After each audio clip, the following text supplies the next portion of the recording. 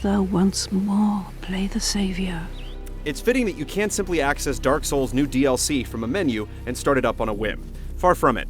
If you want to pay a call to Artorias of the Abyss, you're going to have to reckon with how the far-flung place he inhabits fits into the schema of this painstakingly built world. In all likelihood, the majority of you will just look up the process online and be done with it. As for the scant few who refuse to do so, well, you'll have to bone up on your Dark Souls arcana for clues. One small hint, after you figure out what you want to do with your Lord Vessel, think of visiting the Duke's archives. Yes, of course. This is all to say that, rather than jut out like an awkward appendage in the manner of most RPG DLC, Artorias of the Abyss fits organically into the Dark Souls experience. If soul level 120 is considered high, you'll probably be close to the middle of your career as chosen undead before you're likely to broach it. You're going to need every ounce of power you've got to see you through, as even the very first boss, which almost feels like a hazing ritual, is quite the doozy. The second, third, and optional fourth are no slouches either. If you're interested enough in Dark Souls to want to play the DLC, you likely wouldn't have it any other way. Yes, I thought as much.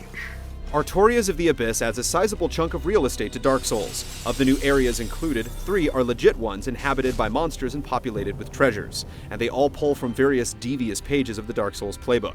Expect swarming sneak attacks in the deceptively pastoral Royal Wood, hazardous corner crossings in Ulasil Township, and the terrorizing play of darkness in the Chasm of the Abyss.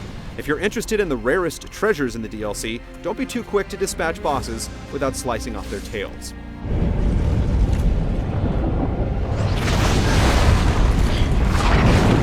Once you've reckoned with Artorias himself, you'll gain access to the Battle of Stoicism, which is Dark Souls' attempt to offer PvP on demand. That is, without having to deal with the complexities of covenants, not to mention the possible loss of souls in humanity. All the fights play out in 2 arenas, with one-on-one, team-based, and free-for-all deathmatch variants. True to Dark Souls' unrelenting insistence on providing a logical in-game context for every one of its elements, you'll find yourself literally standing in a box in order to queue for a match. As for whether the Battle of Stoicism will supplant Invasions as the premier expression of Dark Souls PvP, well, it's hard to say. Right now, one-on-one duels are easy to come by. Team battles and deathmatches not so much, very likely because that just isn't how the Dark Souls community is used to rolling. If you've yet to make your lonely journey to Lordran, we guess you can hold out for an all-inclusive console version of Dark Souls, though one is yet to be confirmed for North America. For the true devoted, however, Artorias of the Abyss is a no-brainer. These 10 hours of unexplored content have been a long time coming, tantalizing you as they have been since their inclusion in the PC's Prepare to Die edition. Thou will understand one day.